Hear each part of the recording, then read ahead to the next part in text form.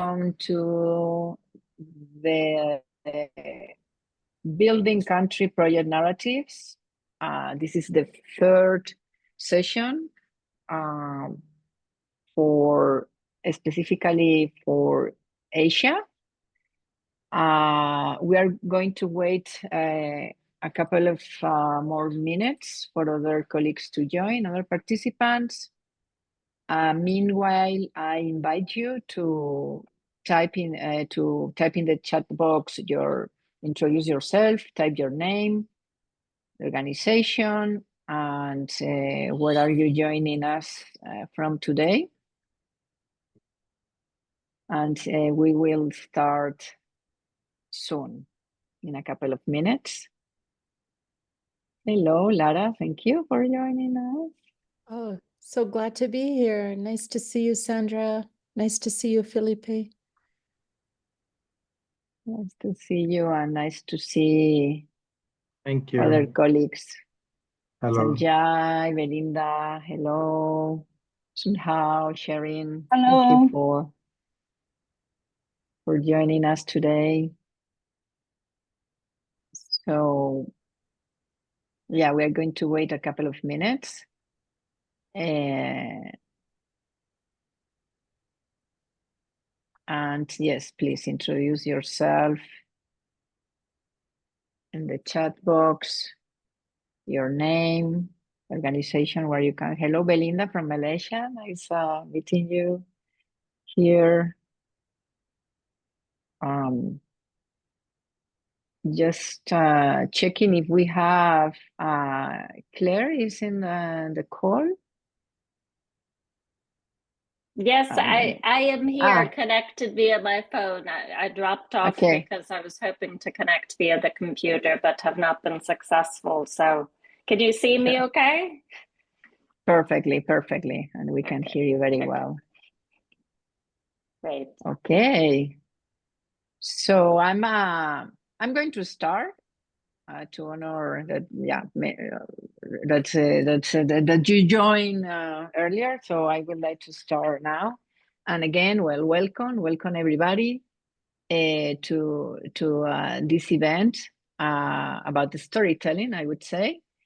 My name is Sandra Andraca. I'm the Learning and Membership Advisor of the Food Systems team, also the Gender Focal Point. And I'm today here with my colleague, Philip Flores. He's the FOLUR community moderator. I think that maybe many of you already know him, and my colleague, Lucia, who is part of the comms team.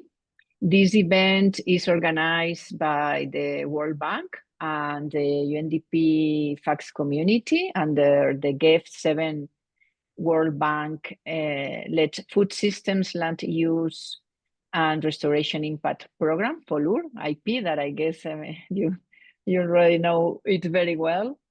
And this event is going to be recorded. And yeah, please enjoy the session. We are very excited to have you here. We had very good sessions for America's country, Latin America, and for Africa. And yes, you could chat in the chat box. You can share all your ideas and also questions, and we will be monitoring the session. So without further delay, Claire, over to you.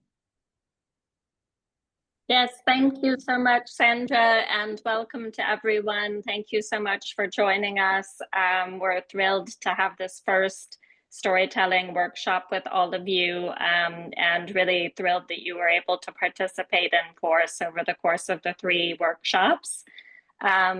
So the objective really of the workshop is to give you some sort of tools in your toolkit to be able to tell your own stories and really make your projects and the work that you do every day and the impact that you have famous, as Simon Cooper, who's online, would say. And I would just say, you know, you're not in this alone. This is a joint effort with all of us. And so if you do have an idea potentially for a story, or if you think there's something that may be worth communicating, please do reach out to us. We're happy to be a sounding board, and we're happy to help you find like the most compelling or engaging angle to that. And our job in the global platform is really to help facilitate and accelerate the country project storytelling across those 27 country projects under FOLUR, and really also share those learnings with the other countries as well.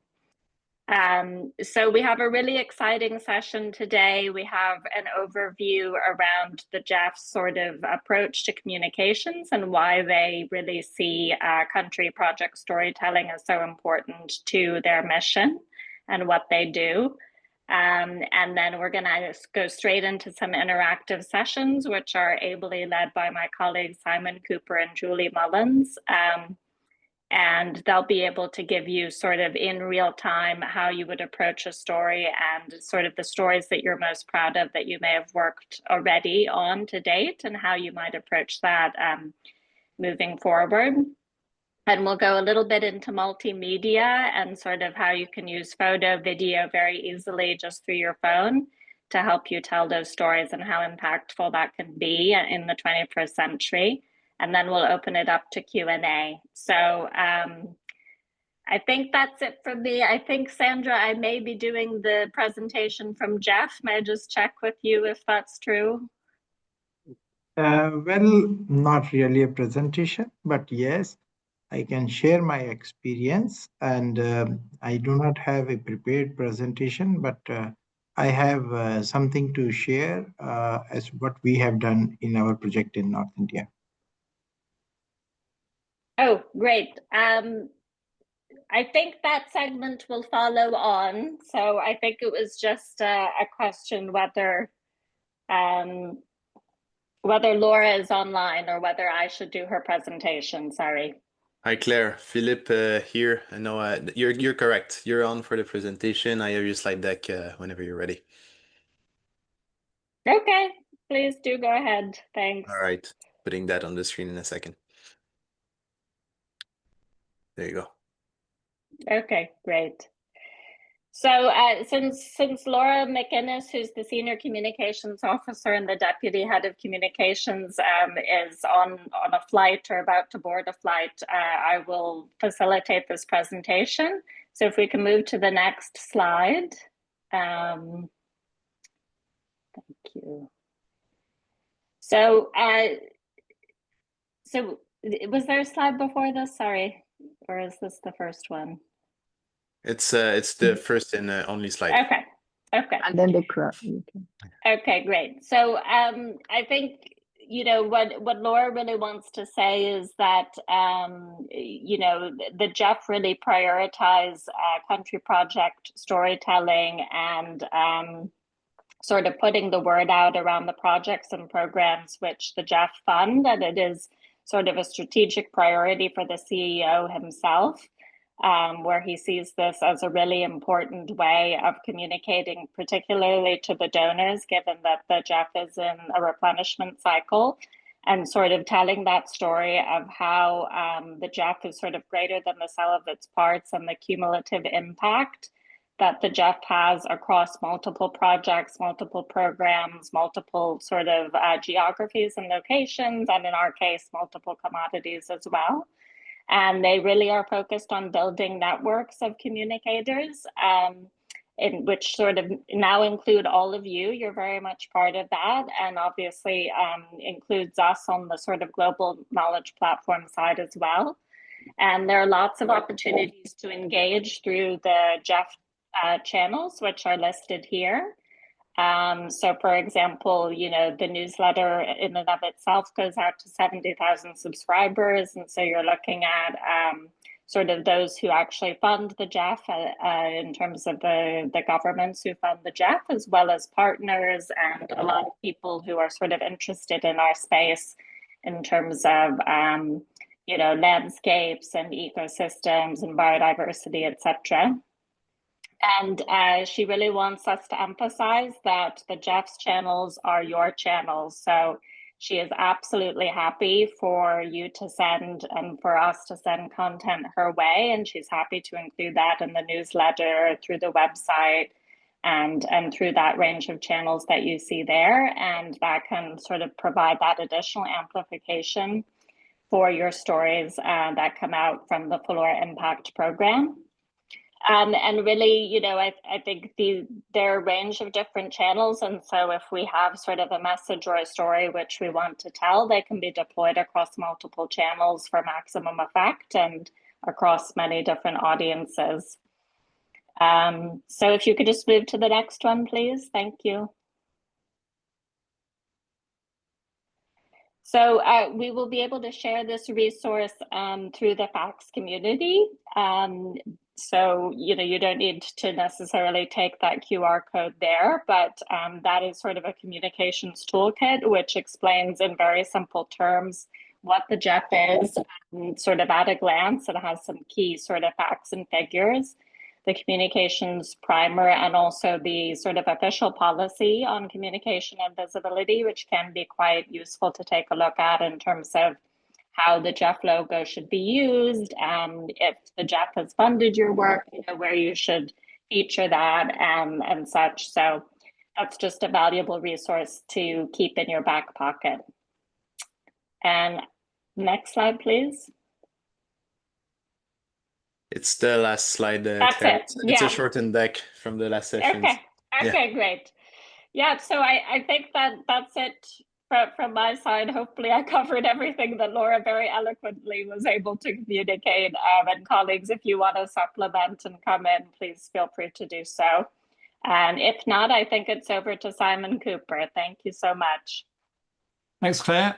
Yeah, no, that is true, that point that Claire was making on behalf of Laura, that if you send your material into the Jeff, it does get re-amplified by them.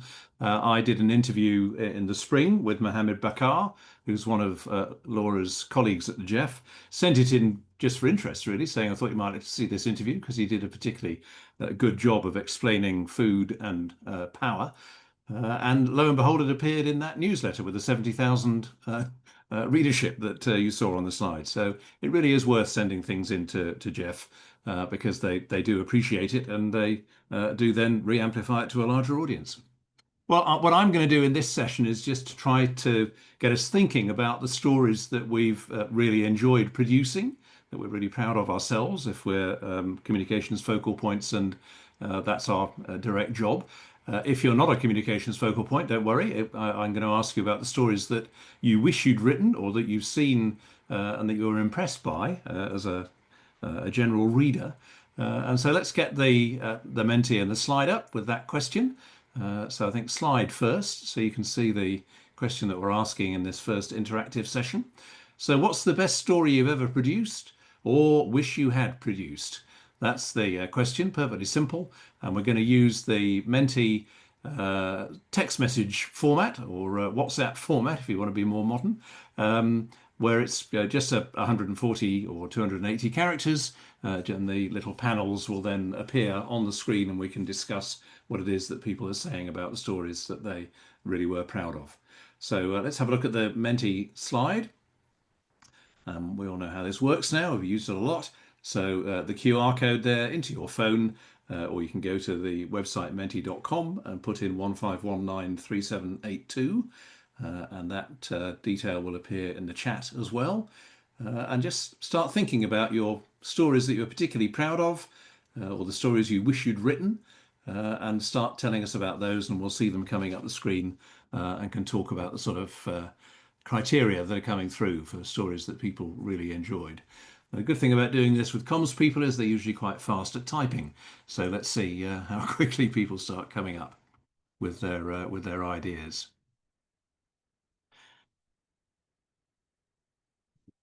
Not typing fast enough.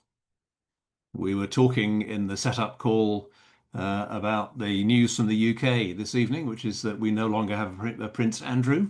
The King's brother is now just plain Andrew. Andrew Mountbatten Windsor, double-barreled name. So I remember right at the beginning of my career going and interviewing Diana, Princess of Wales, who'd been just named right at the beginning of my career as Prince Charles, as he was then, his fiancée. So people are starting to come in now with their stories. So women shea producers in Burundi and their deforestation threats, the outcome of training programs with central banks that led to development and adoption of new regulations.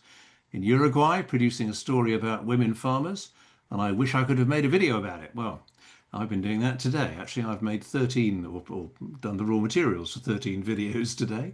Climate impacts on vulnerable communities, community-based forest restoration activity. So let's just look at the components that are in those stories that you're proud of. First of all, let's think about the audience. So the top left one on the screen, women shea producers in Burundi. Well, of course, half the audience that's reading you is female. So they will be immediately drawn to that because it's about people like them. So always think about the audience that you're going to be talking to with your story and try and get the biggest possible draw you can, the biggest possible attraction you can in the first few lines by naming them. And people will think, oh, that's somebody like me. The outcome of training programs of central banks that led to development and adaptation of new regulations. Actually, the other thing that is a big attraction is money. And that's a story about finance, about money. Everybody needs money to keep going in their lives. So if you've got a story about money, that is a big draw as well. Women farmers, and wish you could have made a video about it. Well, text also works very well. Video is very powerful, but there's audio as well, of course. Now, people used to listen to the radio, now they listen to podcasts. Podcasts are actually very easy to make, so that's another opportunity of getting the message across. Climate impacts on vulnerable communities. Well, again, people are always worried about climate change and how it's going to affect their lives. So reading about how it affects somebody else's life, and then also thinking about what could be done to mitigate those problems, then that's something that's got a real appeal to it. And then a story on the right-hand side there about the farmer who'd done a successful field demonstration about paddy residue management, successfully followed by simultaneous sowing and zero tillage in wheat cultivation. Well, that's an example of education through communication, because of course, when we do field trials or when we do online workshops like this one, there are benefits to the people who attend, but we should always think about how we can expand those benefits further by writing a story about them. That story will contain the concise version of the learning outcomes that you would have experienced in the 1 hour or 1.5 hour session that you might have joined. So that's actually a very valid thing to think about as training courses and online workshops come along. Just think about, okay, not only reporting on the fact that they've happened, but also putting some of the content in so that the people who are reading the report will also get some of the learning benefit. In community-based forest restoration activity, well, again, that's something that is very much in people's minds. Forests, certainly in the north, are having a big renaissance with people caring about them, going forest bathing, where you just go and stand in the forest and listen to the birds and the other animals around you and just enjoy the feeling of being in the forest. So as soon as you put the word forest in a sentence, people are drawn into it because they have that newfound relationship with trees and forests. I'm not sure how it is in the south, but we can talk about that maybe in some of the sessions later on. But as far as the developed world is concerned, the north is concerned, certainly the word forest really does draw people in. So I think that's a very good set of stories with some very good principles that are built into them that you've produced. So thank you for that. So think about your audience and think about the point you're trying to get across. And the other thing that those stories all contained was some form of solutions focus, some form of thought about what could be done about the problem. And I think the difference between us as communicators working within FOLUR and the newspapers or the television stations or the radio stations we might listen to is that the journalists on those broadcast outputs don't feel any particular responsibility to talk about the solution to the problem. Those stories are generally about conflict or crisis and a problem that has arisen. And unless you're lucky, you get to the end of the story without actually talking about the solution that might be coming along. In our case, it's the solution that's the important thing that we're going to put forward to the audience. So we have a different approach. And the other thing when we're talking to interviewees is that sometimes they think they're going to get hauled over the coals, as they imagine they would do if they're interviewed by a newspaper or by a television station, a really critical type of interviewing. Well, again, we're not doing that. We're helping our interviewees to come up with the information that the audience wants. So we're helping them as a channel rather than trying to drill into their information and catch them out. So some of the suspicion that comes from that request that you make to a colleague, I'd like to interview about this, is sometimes a misunderstanding about the nature of the interview. So I often use the phrase, I'd like to do an informational interview with you about this. And when you define it as an informational interview, then that takes away some of the stress that colleagues feel about, are you going to be really horrible to me in the course of the next 5 minutes as you interview me? Well, of course, that's not how it works. So thank you for your contributions on the first Mentimeter. We'll go more deeply into one of those stories in a few minutes' time, but let's talk more about the principles behind how you construct stories now. And I'll hand over to Julie, who's going to tell us all about the inverted pyramid. Julie, over to you.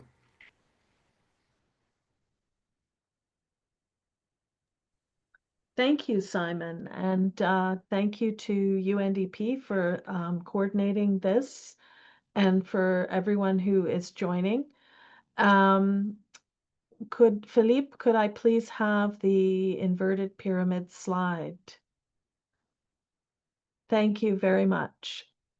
So this is a visual, this is an image of what a news story, a general news story that you would see run in a newspaper or on a newswire service. It's a typical formulaic hard news story structure, and it's designed to distill the most important part of a piece of information at the top. So in communications, it can be used for news advisories, press releases, or quick stories. So the purpose of it is that instead of holding the big finding of a given report or a project achievement until the end, we put it right up front.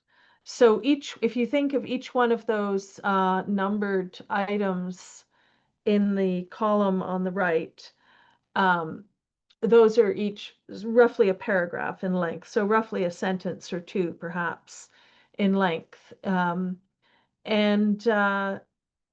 So you generally put the information that will have the biggest impact, and this can be measured by what will affect the most people.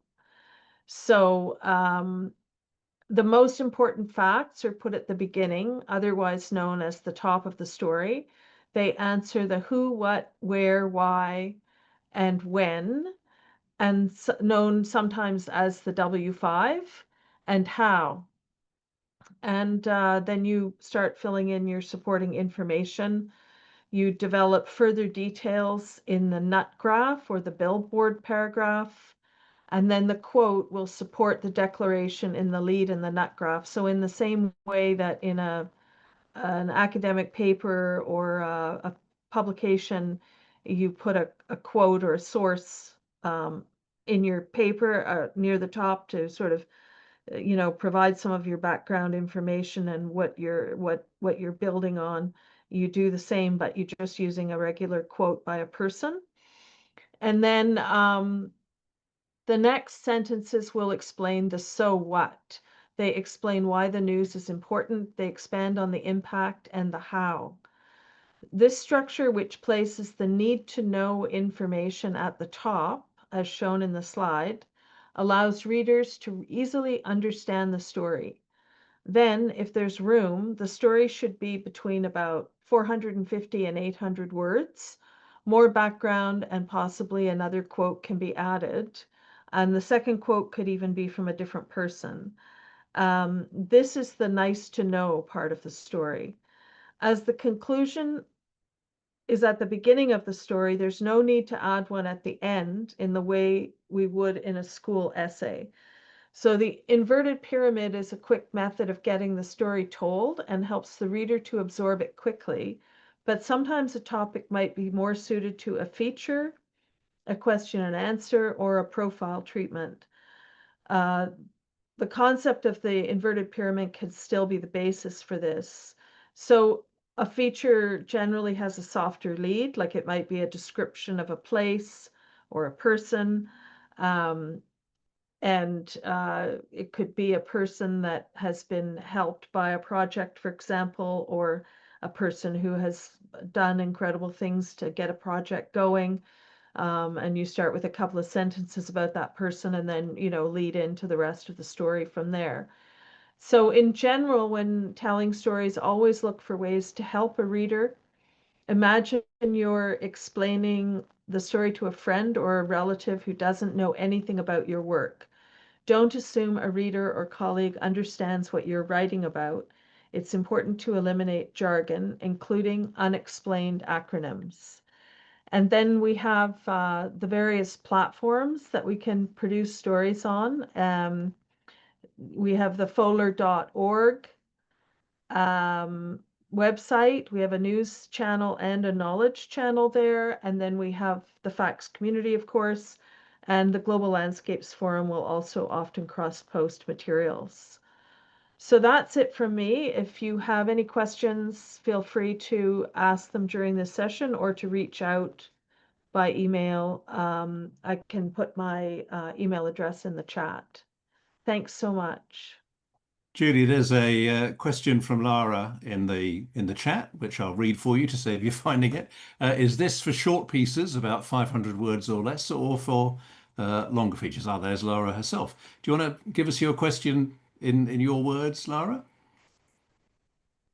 No, I think you've captured it perfectly, Simon. Yeah, I was sort of wondering, if these sort of guidelines could be used for basically any kind of feature writing, or if it's just sort of specific for kind of short topical pieces. Well, it is designed, it is used in newsrooms, like for, as I mentioned in my speech or words, it's sort of, this format is designed really for like 450, 800 word stories. I mean, that's what we're thinking we want. But of course, the great thing about this type of story structure is that you can write as much as you like, as long as you stick to that structure and keep putting the less and less and less important stuff as you go down. Because the whole purpose of this structure, the way it came about in newsrooms, was that it meant that the editor could quickly cut the story from the bottom. So when you're trying to find space in a newspaper and stories are coming in on the newswire, or your newsroom team is filing stories, are filing stories, then you can you don't, as the layout editor, you don't have to think too much. You can just literally slash them from the bottom. So yeah, it's applicable. And then I guess what I was saying about, in terms of using it within the feature, it's like you can add your flourishes at the beginning, or throughout. Obviously you can narrativize it a bit more, but yeah, like that structure really does work well for the type of work we're usually doing. But for things like a knowledge piece, obviously the structure would be more like you put the conclusion at the end, you have your little executive summary at the top, and then your introduction. Okay, we're going to talk about this, and you don't give away the findings until the end. But in this structure I'm talking about, you give it all away at the beginning, like you just tell people, because people don't want to read the whole story, basically, is why. So, I think you've got to think of the audience as being in a number of different compartments of interest, really. But the ones who are just skimming, they will read the very top of the inverted pyramid that Judith's been talking about, and they'll get the story. So that's great. And I'll come on to another example in a minute. But the ones who are prepared to read further, that's great. They get more details. And so I would apply those principles, Laura, to go back to your question, to any story I was writing, because whether it's a 5,000 word feature or whether it's a 800 word blog, if they don't get past the first paragraph and read the rest of it, you're wasting your time. So you really need to grab them in that first section. And you said, what about length? Well, here's a book that actually is written in that manner, in the inverted pyramid manner. Each chapter is an inverted pyramid. So you can do it for a whole book. And I was going to read a section from this just to illuminate another point. So this book's called Nomad Century. It's by a writer called Gaia Vince, and she's talking about migration, but in a positive sense. So she's saying that migration is something that gets economies going, that we need that flow of people from one place to another, apart from the need to move from one place to another because the climate's gone bad in your own place. So let me just read the top of the inverted pyramid. This is the introduction from the beginning of the book. A great upheaval is coming. It'll change us and our planet. In the global south, extreme climate change will push vast numbers of people from their homes, with large regions becoming uninhabitable. And in the planet's more comfortable north, economies will struggle to survive demographic changes, with massive workforce shortages and an impoverished elderly population. Now, as Julie was saying, that's something that in an academic treatise, you might put right at the end. That would be your conclusion, having built up all the data and all the arguments. But what Gaia Vince is doing here is putting it at the very beginning of the piece. And that's for the reasons that we talked about with the inverted pyramid, to get the facts across. That first paragraph that I read there is 54 words long. Now, why does 54 words matter?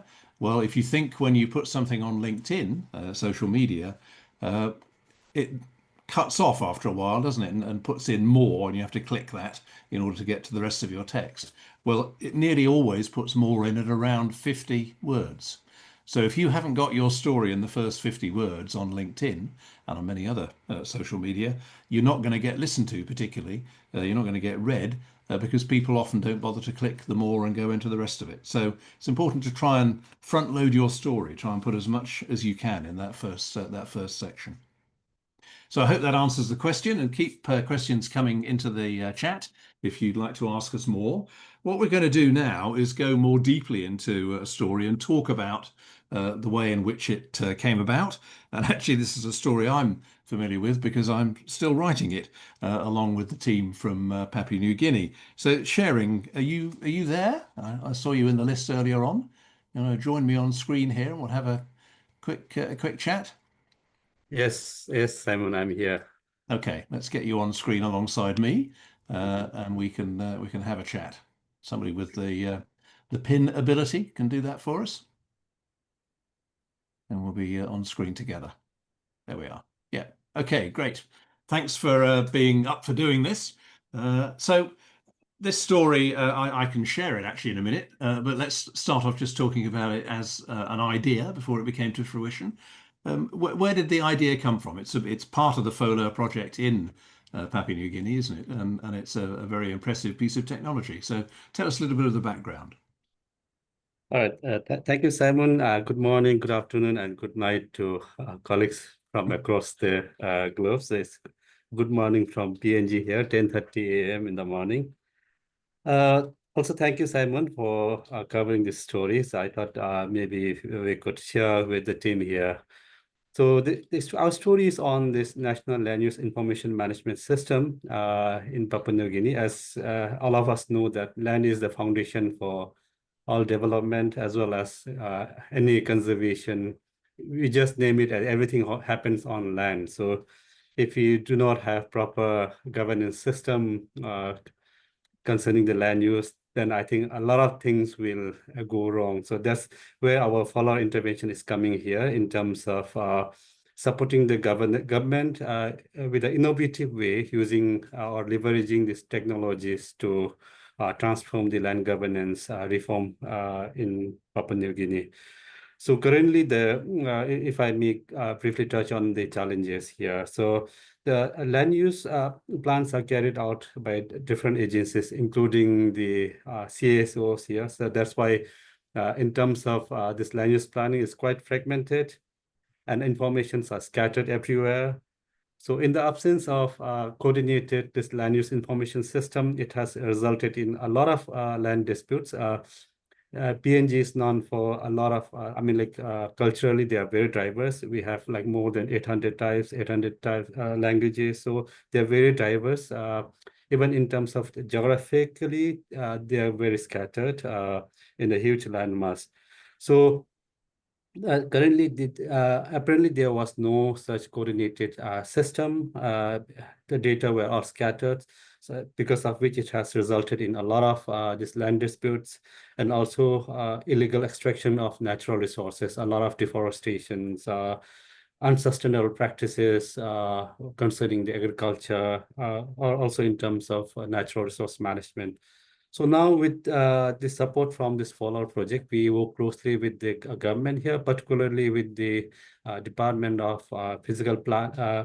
Department of Land Use and Physical Planning. So we develop a national land use information system, which is a web-based system that will be accessible both to the government agencies as well as for the communities to engage with and share their informations on a centralized platform. It will also be made accessible to the communities through mobile apps where they can have access to some basic informations.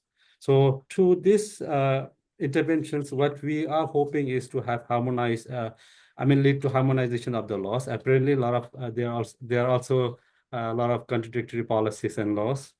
So with this information, we will be able to make informed decisions. We will be able to eliminate a lot of these contradictory policies. We're already supporting the government in terms of revision of the Physical Planning Act. So all this will go a long way in terms of bringing this transformational change in the land governance in PNG. And if I also may quote what the Deputy Prime Minister remarked during the launching of this information system in June this year. So I quote, no longer will mining concessions overlap with conservation areas. No longer will urban expansion undermine the agricultural zones.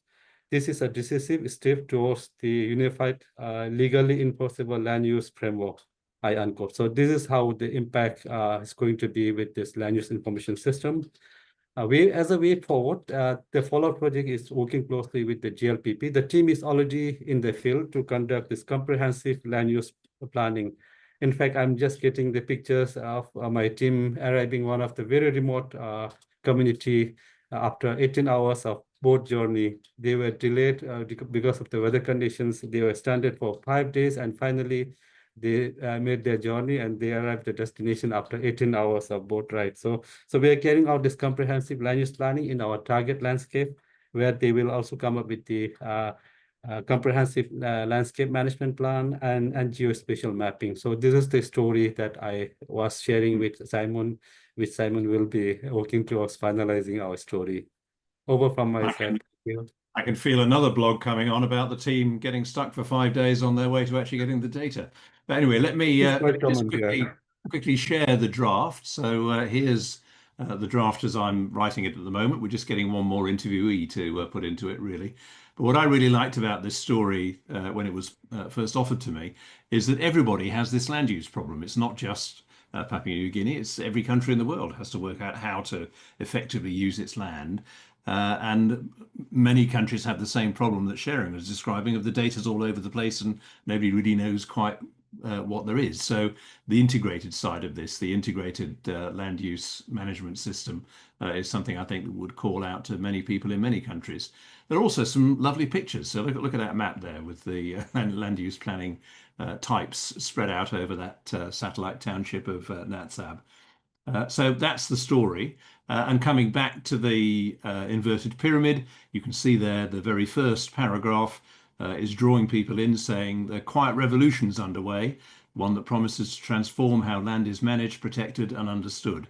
So that's drawing anybody in who's interested in how land is used around the agricultural purposes and all the other purposes. Gives credit to FOLUR for coming up with the support that's made this happen.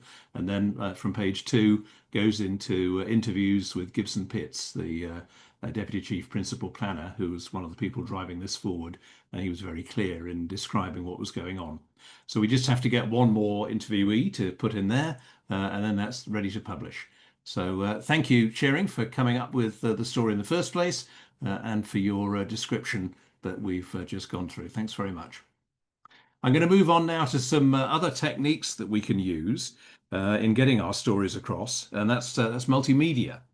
I don't know who it was because we didn't have the names on the tiles, but whoever it was that said in the opening Mentimeter session, I wish I could have made a video of it. Well, I'd say, next time have a go, because it's actually quite easy to make videos. People often say to me, I don't have the right camera, I don't have a video camera. Well, everybody has one of these. And you can make some very good videos with these. And in fact, today I've been at one of the Conscious Food System Alliance's retreats, about 40 kilometers away from where I am now. And I've made 13 videos on a combination of the telephone and a digital SLR, using that for the close-up shots. So telephones are very good production tools, mobile phones and iPhones in particular. Every Mac computer comes with a free editing software in it as well, which is very easy to use. But actually, you can do a lot of it without any editing at all, just trimming the beginning and the end of the story you're coming up with. I'm going to show you a couple of examples now. So if we can get the first video up, and let's have a look at some stories from Darien in Panama.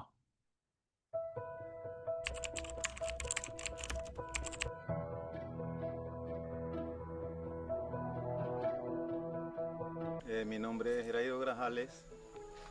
Vivo aquí en la comunidad de La Marea, tengo 60 años de ser agricultor. Donde estamos, este es mi territorio, tiene más de 80 hectáreas. Entre ellas hay 12 ya son utilizables. Lo demás, todos son bosque primario y le hemos conservado viendo la esperanza siempre de conservar lo que es la naturaleza. Nuestra forma de la agricultura es sostenible porque nosotros trabajamos 1 hectárea este año. Ya este año, para el próximo año, ya no lo vamos a hacer aquí, no lo vamos a seguir devastando al lado, sino lo hacemos en otra parte, esto se regenera. En un futuro, si podemos sembrar plátano, podemos sembrar el ñame, la yuca, ya nos provee la alimentación. Esa es la forma de trabajar lo que es la tierra, el bosque y todo eso. Pero el otro campesino, el que no es indígena, no lo hace de esa manera, solamente lo agarra este bosque, 5, 6, 7 hectáreas, hasta 20 hectáreas en un año, lo desaparece todo el bosque, todos los recursos que estaban ahí desaparecieron. Siempre he dicho a la juventud. But there you see the story, all made on a standard digital SLR and on an iPhone, and edited by our colleague Maria as well. So the thing I want you to remember about that is that if you've got a very strong story, and there you've got the sustainable farmers in the forest, they have the problem of unsustainable farmers coming in and not doing the right things with the landscape. And so there's a tension there, which the audience wants to see how it resolves. And if you watch the whole of the video, the links are in the chat, then you can see how it does resolve with the sustainable farmers coming up with a tree nursery so that the tree saplings have a better chance of surviving. So having a strong story is what you need at the heart of it. Get that inverted pyramid working hard for you, and then go out with your iPhone, go out with the digital camera that you may have around the house anyway for taking photos on holidays, and make the video with that. Some people say to me, well, I don't like interviewing people. I can't find colleagues who they're all too shy to be interviewed. Well, of course, you can just do it yourself. And our second video is an example of that. A 1-minute first-person report, a piece to camera, from the UN Food Systems Summit by our colleague Thomas Legrand.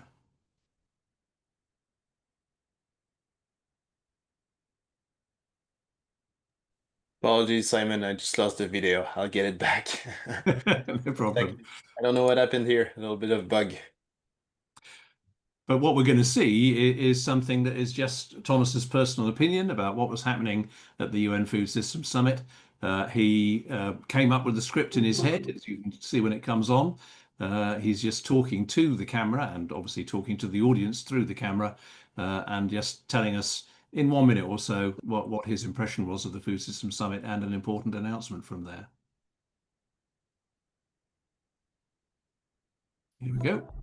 Hello, I'm Thomas Legrand from UNDP and the Conscious Food Systems Alliance, here in Addis Ababa for the UN Food Systems Summit +4 StockTech. Bhutan's Minister of Agriculture and Livestock announced that his country will be hosting the first global Conscious Food System Summit in 2026. This will be a unique opportunity to position our agenda in the global conversation on food system. We think it's much needed to support real and deep food systems transformation. In this event, I've particularly enjoyed hearing the perspectives of indigenous people and local communities, highlighting the sacredness of food and the importance of cultural values and indigenous worldviews. It has been great also to be part of an event led by the youth and highlighting the role of arts and creativity in food systems transformation. We'll be building on the StockTech results and the connection made here to prepare for a global conscious food system summit in Bhutan in 2026.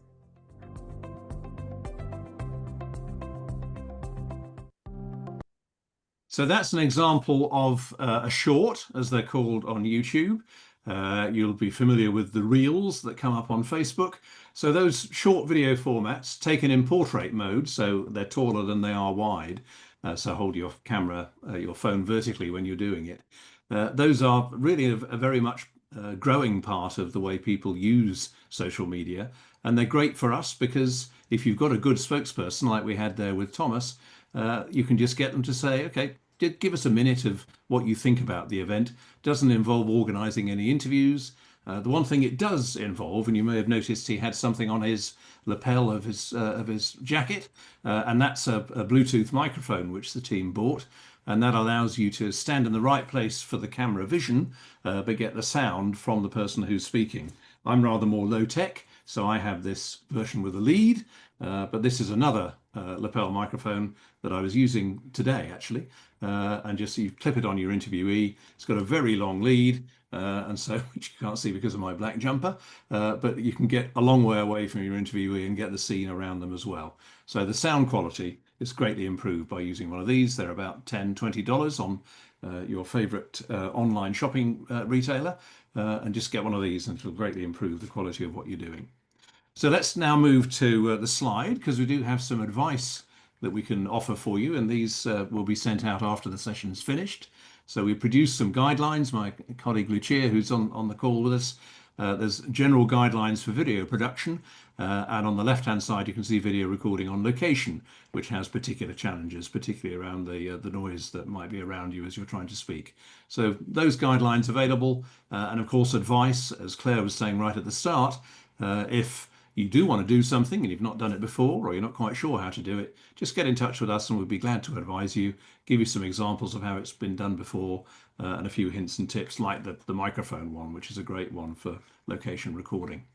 So that's it as far as I'm concerned in telling you how we do these things. Lucia, anything you'd like to add to what we've been talking about? You wrote those two guides and I follow them religiously. Anything you want to say extra? Yeah, thanks, Simon. Well, actually, we wrote it together. Well, thank you for all the tips that you've been saying. Yeah, it's really important what you said earlier, to have the message really clear and to know your audience. Also, when you are recording these videos on site, it's really important, the lighting in the background, the audio, to have, as much silence as we can. But those microphones that you mentioned are really useful when it comes to when you have a lot of background noise. The camera position is also important, the shot, and of course, having this delivery and presence when just helping your colleague have as many tips as they can to produce and come across with a good message. So yeah. Okay, thank you. Yeah, it certainly is that point there. Before you start your interview, know why you want to do the interview and what you want the audience to think after you finish the interview. Now, that's a joint aim between you and your interviewee. But if you don't know that before you start, you're not going to get a good result. So do have a good think. And the guidance is there in the sheets that we showed you there that we'll send you out afterwards. Of why are you doing this interview, what do you want the audience to think when you've finished. And then remember the other great rule of communications, that often our urge to explain is greater than their urge to listen. So if it's a choice between a 4-minute interview and a 2-minute interview, the 2-minute interview is probably the right answer as far as the audience is concerned. Okay, I think that's it from me. I'll hand back to Claire, and we've got a question and answer session now, Claire. That's correct. Yes, I would suggest that any colleagues who posted in the chat who feel that their questions have not yet been answered, please feel free to come in and share any questions. And the floor is open, particularly for our experts in the virtual room, Simon Cooper and Julie Mullins, to come in if you have any questions on what you've heard so far today. Thank you.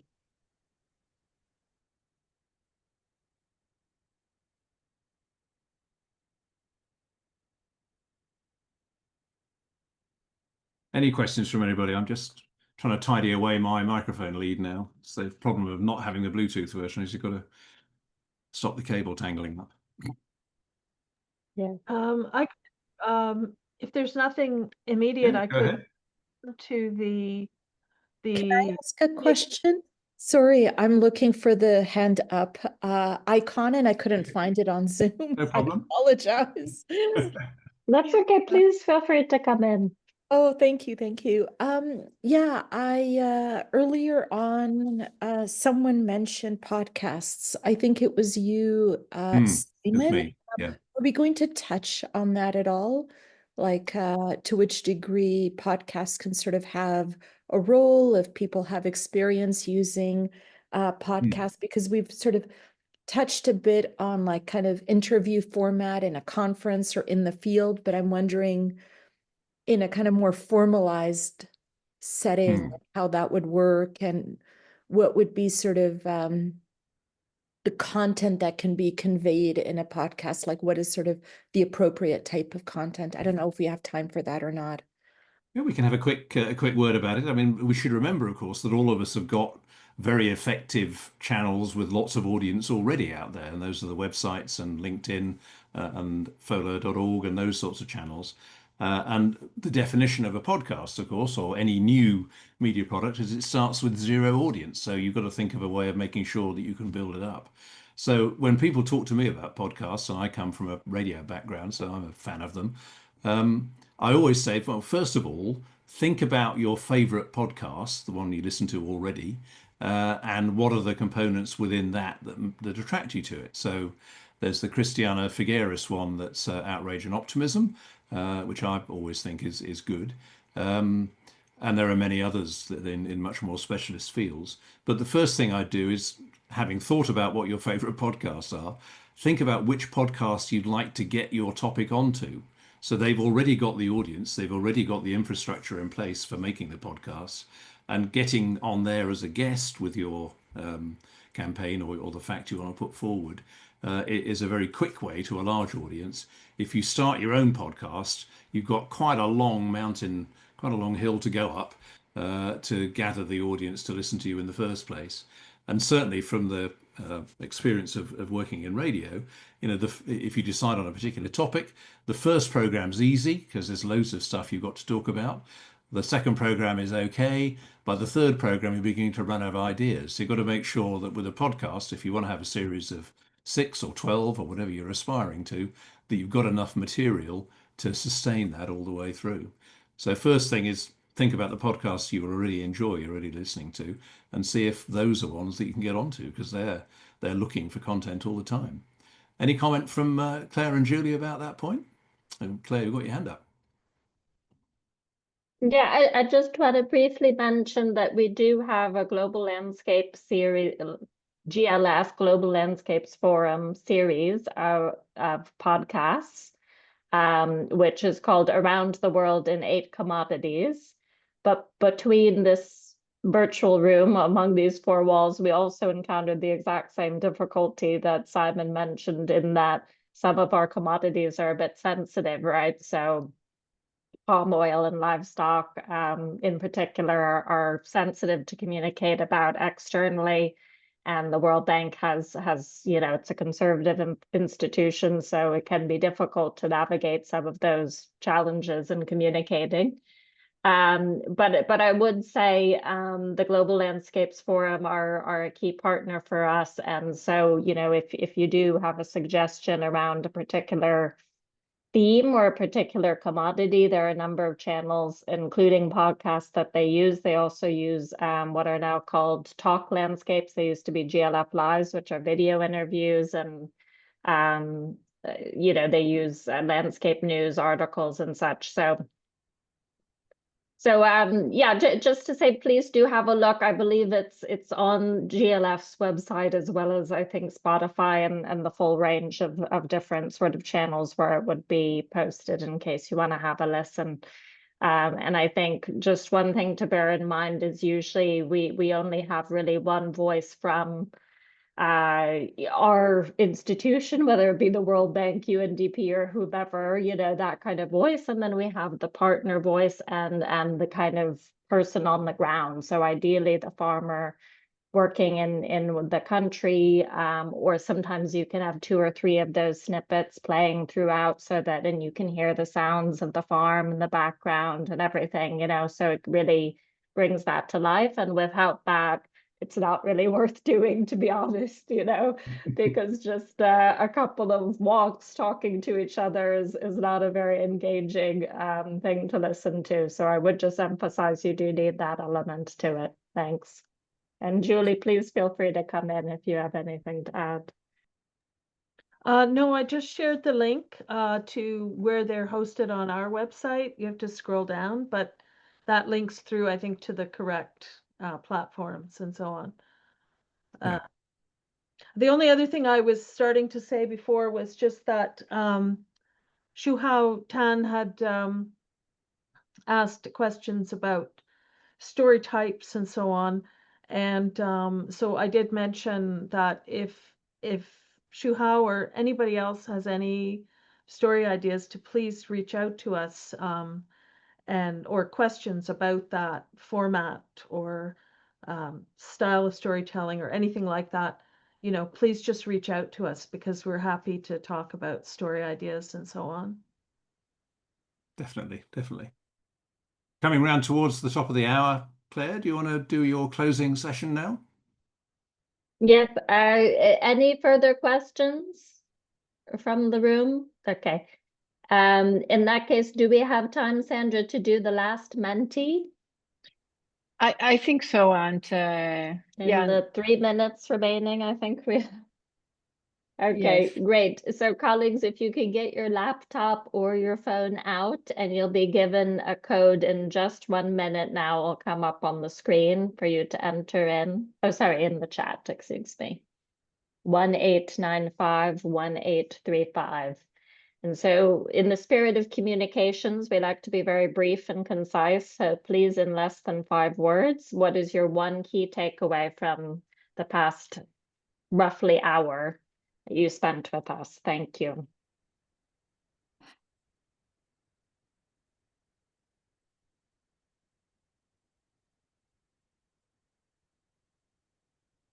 Sorry, wrong screen. That's okay, no worries. I think we got to You see a need to lovely keep it going landscape. up. I'm bringing it online. Just give me a second. Here we go. Yeah, of course, of course. So All right. 1895-1835.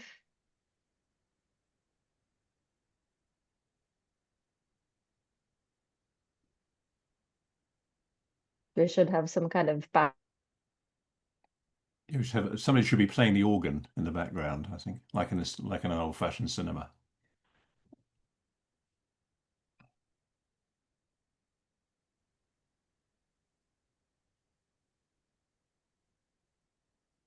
Tell the story of your own country. That's right. The website, any website, of course, is a global website, FOLUR.org in particular. So having stories of countries is really intriguing for people in other countries to read about.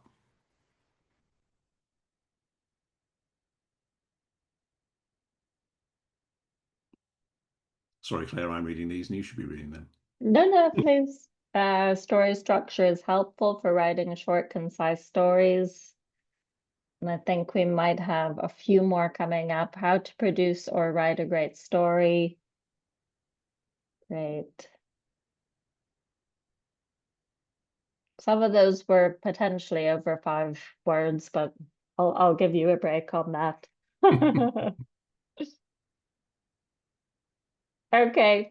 Well, I think rather than read them out, given we're 1 minute out and I know it's very late for certain colleagues, particularly Simon, I just wanted to say a big thank you to everyone for joining today, and also to say that the materials which we shared today will be available on the FACS community. There's now a dedicated space around communications and storytelling, thanks to our UNDP colleagues. We encourage you to also share your stories in that space and consider that your space. So if you have an idea, feel free to post it there, and we can also respond in that space as well. And you have both mine and Julie's emails if you want to be in touch with us directly via email as well. And for those of you who are starting your day, wishing you a wonderful day, and we hope to see you soon. Thank you so much. Thank you. Bye. Thank you.